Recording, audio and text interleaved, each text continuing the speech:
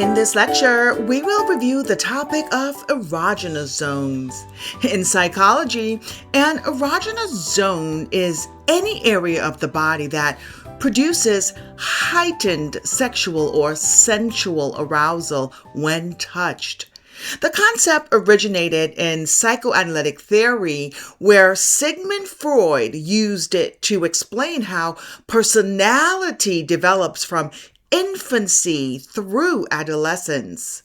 Modern psychology has explained the idea well beyond Freud. Studying erogenous zones through neuroscience, evolutionary biology, and survey-based research that maps out how different body areas contribute to arousal in distinct ways. Again, erogenous zones are areas of the body that produce heightened sexual arousal when stimulated. These zones play a crucial role in the psychological and physiological aspects of sexual pleasure.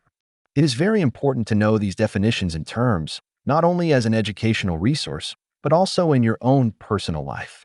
Erogenous zones are sensitive areas that can evoke erotic feelings and sensations. Common examples include the genitals, breasts, and mouth. They serve as conduits for translating tactile input into pleasurable psychological experiences. As stated, in regards to the psychological perspective, the concept originated from psychoanalytic theory, particularly in the works of Sigmund Freud, who linked these zones to personality development.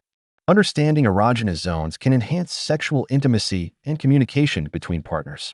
Recent studies have mapped specific areas of the body that contribute to sexual pleasure and those that may be aversive.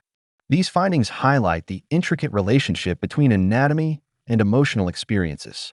According to Science Insights 2026, there are three categories of erogenous zones: sexual, sensual, and the remaining body areas with low arousal ratings. Contemporary research has moved past Freud's developmental focus and toward mapping which body areas actually produce arousal in adults and how intensely. A major study published in the Archives of Sexual Behavior used factor analysis to sort body parts into distinct groups based on how people rated their arousal response. The results revealed three clear categories. The first component, labeled sexual, included body parts directly involved in sexual activity: the genitals, breasts, and nipples. These areas loaded most heavily as arousing and are what most people think of when they hear the term erogenous zone. From an evolutionary standpoint, genital touch is considered the primary trigger for sexual arousal. The second component was labeled sensual. It included body areas that feel pleasurable when touched but aren't directly sexual: the head, nape of the neck, shoulders, lips, hands, and fingers. These zones are commonly involved in foreplay, massage, and intimate but non-sexual contact. Earlier research had grouped sexual and sensual zones together under one erogenous label, but more recent data shows they function as psychologically distinct experiences. A third component captured the remaining body areas that produce lower or more neutral arousal ratings. This three-part structure suggests that erogenous sensitivity exists on a spectrum rather than as a simple on-off switch. I found an article that I thought it would be worthy to review with you.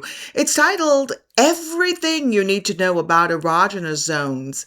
We all have erogenous zones, but everyone's different. So you may not feel all that tingly goodness in the same way as another person. When it comes to erogenous zones, it isn't all about the nips, nubs, and slits. Here are some unlikely pleasure points that are often overlooked. The scalp is full of nerve endings, and even the slightest brush of the hair can send tingles through your body. To amp up the pleasure, run your fingernails lightly over the scalp, paying special attention to the space behind the ears and just above the neck. With sensitive skin on the outside and hundreds of sensory receptors on the inside, the ears top the list of erogenous zones for many people. For some sexy oral action that's sure to please, try lightly kissing, licking, or nibbling your partner's earlobes. You can also take advantage of those sensory receptors by whispering or lightly blowing into their ear for more tingly feels. Moving on to the navel and lower stomach. Being dangerously close to the genitals makes this area especially arousing. Use your tongue, fingertips, or even a feather to trace circles around the navel and tease your way down and all around the stomach. Next, the small of the back or the sacrum. It could have something to do with the fact that the nerves in this portion of the spine are connected to the pelvis or the vulnerability factor of being touched from behind that makes this area so sensitive. Some of you may have to hold your nose for this one. The inner arms and armpits.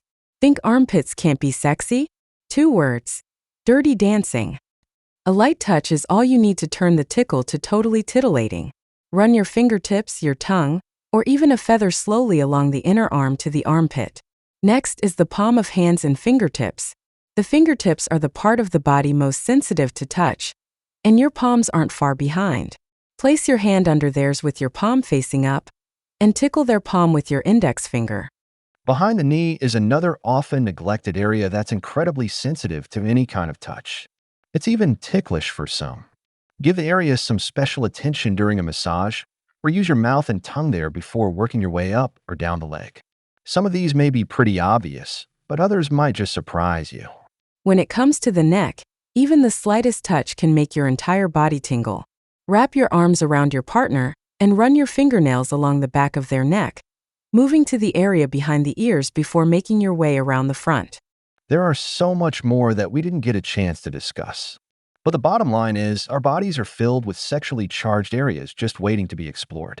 Again, erogenous zones are areas of the body that produce heightened sexual arousal when stimulated. These zones play a crucial role in the psychological and physiological aspects of sexual pleasure. It is very important to know these definitions and terms, not only as an educational resource, but also in your own personal life. Please be advised, this is an educational, academically sound psychology course by Dr. Bev Knox for adult student learners.